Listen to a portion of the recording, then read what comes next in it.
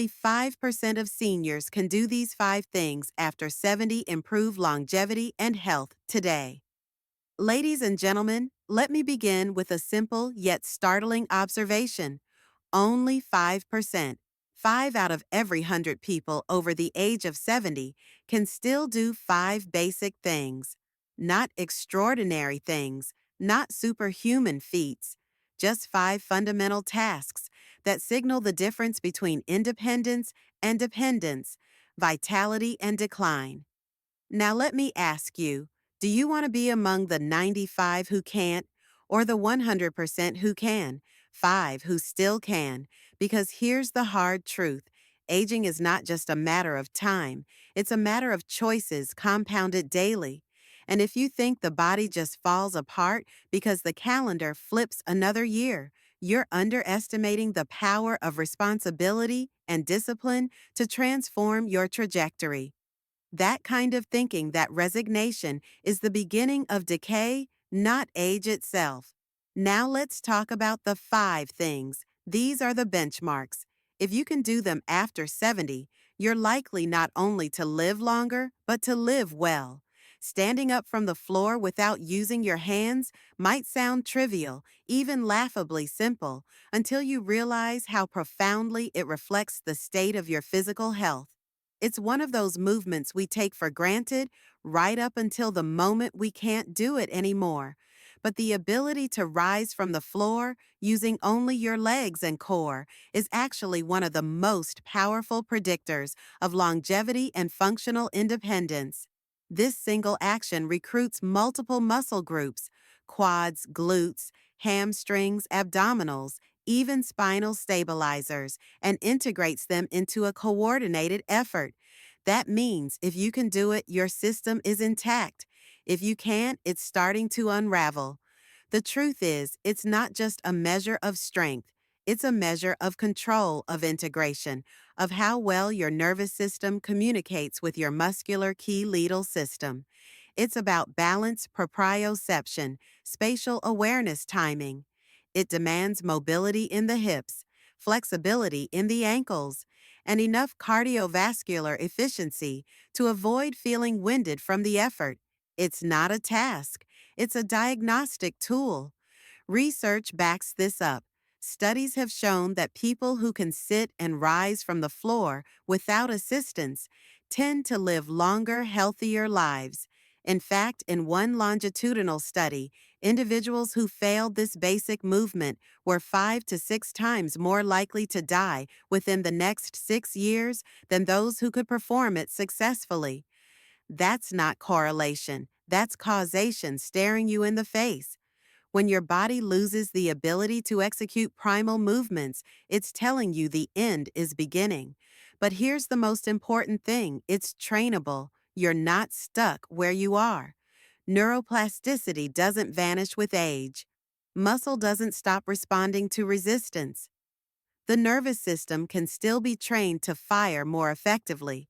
You can practice standing up from the floor the same way you would train for a marathon or a heavy lift, slowly, repeatedly, with focus, with intention, and it will pay dividends.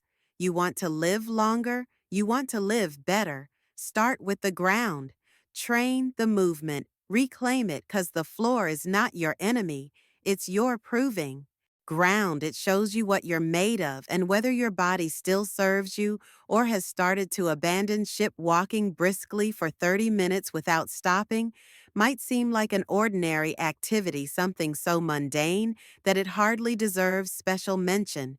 But embedded within that simple motion is a complex, high-stakes measure of your health, vitality, and future.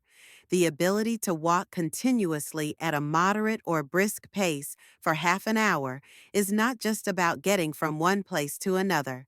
It's about sustaining forward motion physically and metaphorically well into your later years. When you walk briskly, your entire cardiovascular system is engaged. Your heart pumps faster, your lungs expand more deeply, your circulation improves. This rhythmic, repetitive motion boosts oxygen delivery to every cell in your body, including the brain. It sharpens cognition, stabilizes mood, and reduces the risk of degenerative diseases like Alzheimer's. In fact, some of the most compelling research on brain health in seniors points to consistent walking as a key intervention, often more effective than medication.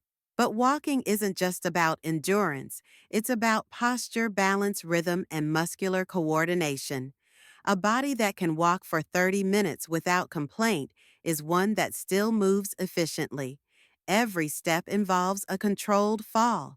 One foot lifts the body, shifts, the other foot catches you. That takes subtle strength coordination and the kind of neuromuscular intelligence that declines when not used regularly. And when that goes, what follows isn't just slower walking, it's falling isolation, hospitalization. The real power of walking lies in its simplicity. You don't need a gym, a trainer, or a perfect body.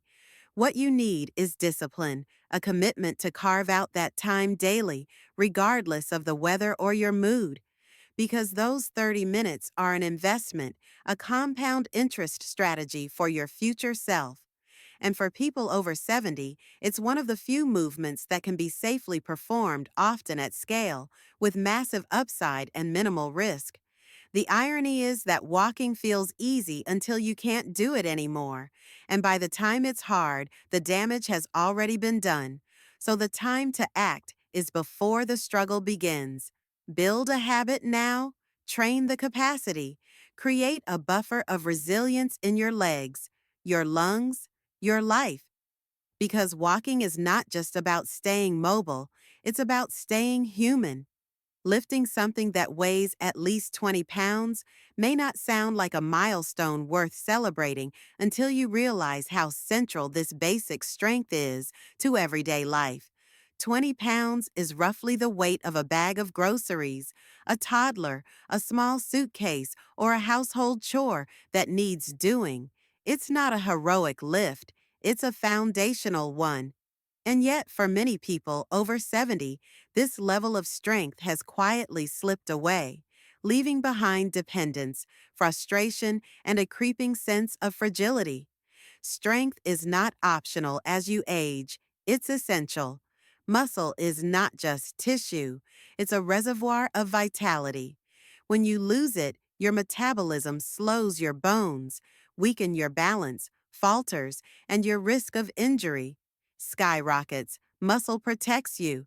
It stabilizes your joints, cushions your bones, and quite literally keeps you on your feet. If you can't lift 20 pounds today, what happens when you need to catch yourself in a fall, or push yourself up off the floor, or carry something important up a flight of stairs? That lack of ability isn't just inconvenient, it's dangerous. But what's more important is that strength can be built at any age. Muscle fibers respond to resistance. Your body, even in your 70s or beyond, is still capable of adaptation. The process is slower. Sure, the recovery is different, but the potential is there waiting to be activated. This is not about lifting heavy weights for the sake of ego. It's about reclaiming your usefulness. It's about having the ability to contribute, to serve, to function independently. There is also a psychological shift that happens when you regain strength. You start to feel less fragile, less anxious. Strength builds confidence. It instills a sense of control, and that matters immensely. Because when you feel capable physically, it ripples into your mental and emotional health. You don't see yourself as someone who's falling apart. You see yourself as someone who's still in the game. So lifting 20 pounds isn't just about the weight itself, it's about what it represents. Capacity, resilience, freedom, and the best part, it's within reach. You can train for it. You can earn it back. You don't need to accept weakness as your default state. You can fight for your strength. And in doing so, you fight for your life.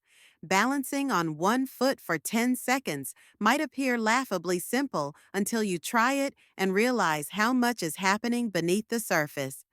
This small test reveals a lot more than it seems. It's not about athleticism, it's about integration.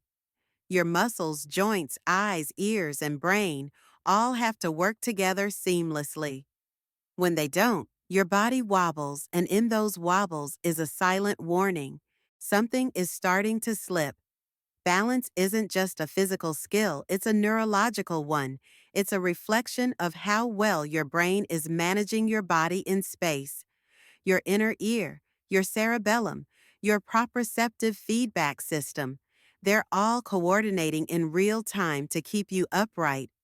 When your ability to balance declines, it's not just your legs getting weaker.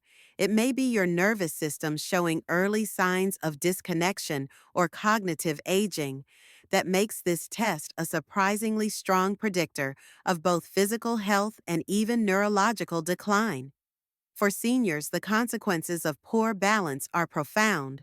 Falls are the number one cause of injury deaths in older adults.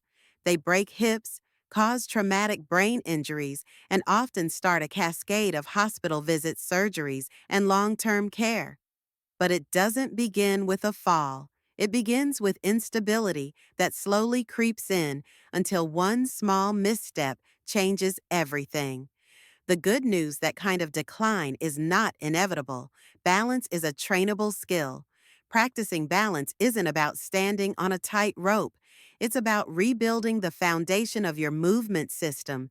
Exercises that strengthen the feet, the core, the hips, and even the eyes and neck contribute to better control. The more you practice, the more the nervous system learns.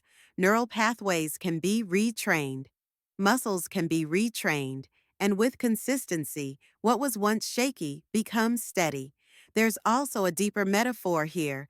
Balance is about control under pressure. It's about maintaining composure when everything around you is shifting. As you age, life throws more at you, physically, emotionally, existentially. The ability to remain upright, to center yourself, both literally and figuratively, becomes a symbol of resilience.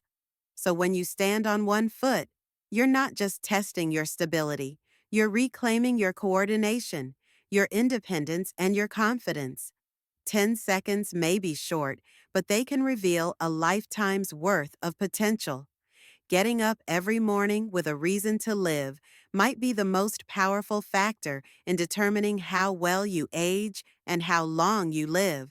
While physical health is often the focus of longevity discussions, purpose is the force that animates it. It's the internal compass that tells you there is still something meaningful to be done, something worth facing the day for.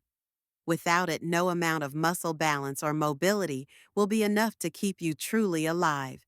The presence of purpose activates systems in the brain and body that support resilience. Studies have shown that older adults who report a strong sense of purpose have lower rates of heart disease, depression, stroke, and even Alzheimer's. They sleep better. They recover from illness faster. They're more likely to engage in health-promoting behaviors like exercise and social connection. In other words, having a reason to live doesn't just feel good, it translates into real measurable outcomes in your body. But what does purpose look like after 70? It's not always about grand ambition or productivity. Sometimes it's about being there for a loved one, sharing wisdom with the next generation, caring for a pet, volunteering, creating something, telling stories. Purpose doesn't have to be loud, it has to be yours. It's the thread that pulls you out of bed, even when your joints ache and the world feels heavy. It's what gives structure to your time and meaning to your actions. Aging without purpose often leads to stagnation, isolation, and a subtle, dangerous form of decay. The days blur, motivation wanes, and the mind, unchallenged and unengaged, begins to fold inward. But when you are anchored in something larger than yourself, something outside your immediate pleasure or comfort, you stay in motion mentally, emotionally, spiritually. That movement is life. The real power of purpose is that it's not handed to you. You choose it. You define it. No matter your age, you can decide that your life still matters, still carries weight. That decision shapes your identity and ignites your will. It gives context to your efforts and turns survival into living. When everything else starts to slow down, purpose is the internal fire that says, "Not yet, I've still got work to do." Because when you know why you're waking up, the how becomes a lot easier.